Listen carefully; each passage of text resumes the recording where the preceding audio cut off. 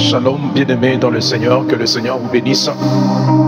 Oui, nous sommes au deuxième jour de notre enseignement et nous vous saluons. Hier, nous avons parlé de l'Aden, libérateur de Dieu, et aujourd'hui, nous entrons dans une vérité fondamentale. Et cette vérité fondamentale que j'aimerais signifier ici, que la délivrance n'est pas une improvisation, mais la délivrance fait partie du plan éternel de Dieu.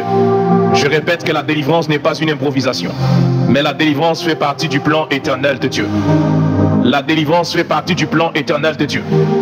Dans Genèse chapitre 3, le verset 15, déjà Dieu donne la promesse de la délivrance de la chute de l'homme.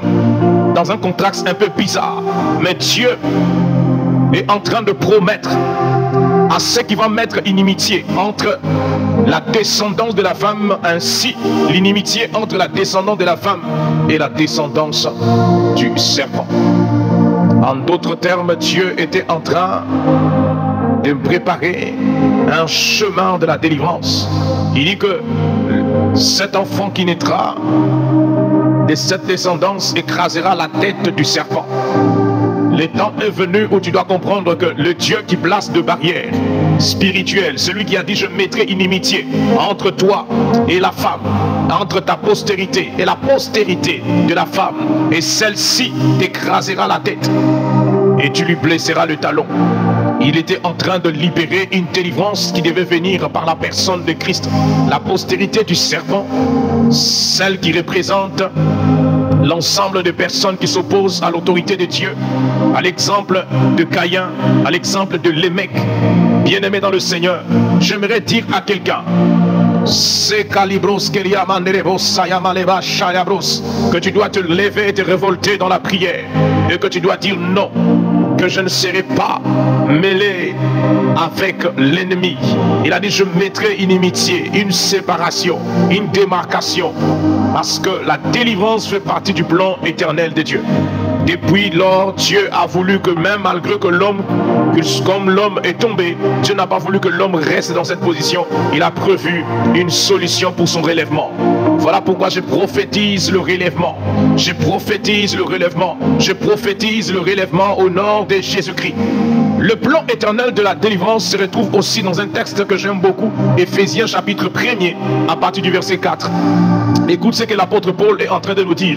Dans le livre d'Éphésiens, c'est un livre aussi spirituel qui nous montre la position, notre position en Christ, mais aussi la position de l'Église.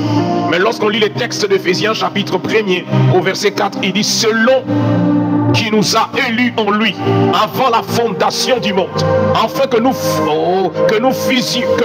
fussions saints et irréprochables devant lui dans l'amour. Le verset 5, nous ayant prédestinés et pour nous adopter pour lui par Christ selon le bon plaisir de sa volonté. Gloire à l'agneau de Dieu, à la louange de la gloire et de sa grâce, par lesquelles nous avons été rendus agréables en son bien-aimé. La base de toute bénédiction est d'abord liée à Christ. Et selon l'élection divine, Dieu avait prévu que la délivrance se ferait par lui, et au travers de lui, nous allons accéder à la bénédiction spirituelle, à la bénédiction de Dieu. La délivrance comme étant dans le plan spirituel de Dieu, dans le plan éternel de Dieu, Dieu avait tout planifié pour que toi tu ne restes pas dans le malheur, mais que tu puisses être libéré et sauvé dans le plan spirituel de Dieu, afin de te faire accéder à sa bénédiction. Dès le commencement, Dieu t'a élu. Il dit Dieu nous a élus en lui. Dieu nous a élus en Christ selon l'élection divine. Et cette élection divine, ce n'est pas les hommes qui t'ont élu, mais lui-même t'a élu par son amour. Il t'a élu, il t'a été sélectionné. Et Dieu avait manifesté cette grâce selon le dessein de Dieu, en vue que cette élection se fasse, mais en Christ. J'aimerais te dire, car Dieu nous a aimés, afin que nous puissions être réconciliés avec lui. Il nous a envoyé Jésus. Il a voulu que nous puissions participer à la nature divine. Quoique nous étions chassés hors du jardin, mais Christ nous ramène dans le jardin afin de nous restaurer, de restaurer le jardin, de nous restaurer dans sa présence. J'aimerais dire à quelqu'un, en lui nous avons été élus comme étant enfants de Dieu selon le dessein de Dieu. L'homme était déchu face à ce qu'il avait comme privilège en Éden. Mais Christ, selon l'élection divine, nous a ouvert la porte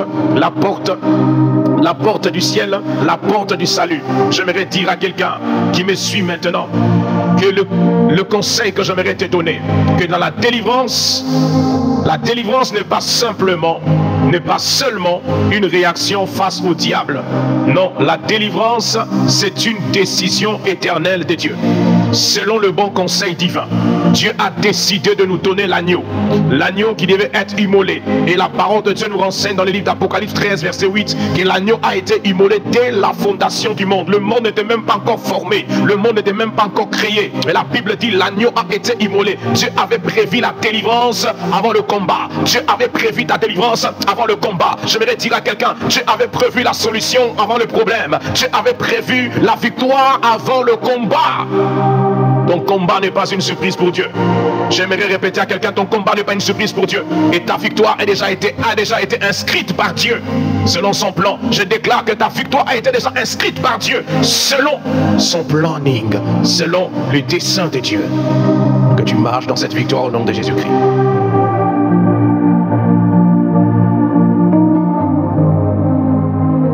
En Christ, ma délivrance est assurée éternellement. En Christ, déclare après moi, en Christ, ma délivrance est assurée éternellement. Déclare après moi, en Christ, ma victoire est assurée éternellement. En Christ, mon ministère est assuré éternellement. En Christ, j'ai l'assurance du salut, j'ai l'assurance du paradis, j'ai l'assurance de la sécurité, j'ai l'assurance de la réussite, j'ai l'assurance de la stabilité. En Christ,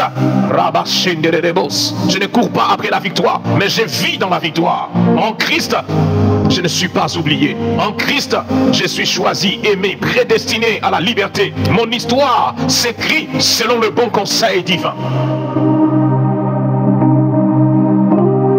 Ne vois pas ta délivrance comme un hasard, mais comme un héritage inclus dans le plan éternel de Dieu. Mets en commentaire que je suis inclus dans le plan éternel de Dieu. Écris en commentaire que je suis inclus dans le plan éternel de Dieu. Et partage ce message à une personne qui doit se rappeler que Dieu ne l'a pas oublié. Le rendez-vous pour demain, le 3e jour, où nous allons parler de la puissance du sang de Jésus. Que Dieu vous bénisse. Soyez bénis. Amen. C'était le prophète Ben Kaputu du ministère réparateur de Brèche. En tout cas, que le Seigneur vous bénisse. Dieu ne vous a pas oublié. Votre délivrance n'est pas un hasard, mais c'est un héritage. Un héritage de Dieu. Ce soir, j'aimerais te dire, Dieu a déjà mis une séparation entre toi et le combat de ta destinée. Dieu a déjà mis une séparation entre toi et la pauvreté de ta vie. Le 2e jour, c'est le thème qui est le plan éternel de délivrance. Selon le plan éternel de délivrance, tu ne peux plus rester à ce niveau-là. Selon le plan éternel de délivrance, c'est que tu ne cours pas après la victoire, mais tu marches dans la victoire. Dès la fondation du monde, l'agneau a été immolé. La victoire avant le combat. J'avais déjà tout prévu. Tu n'as pas à t'inquiéter. Tu n'as pas à te décourager. Non, ne te décourage pas.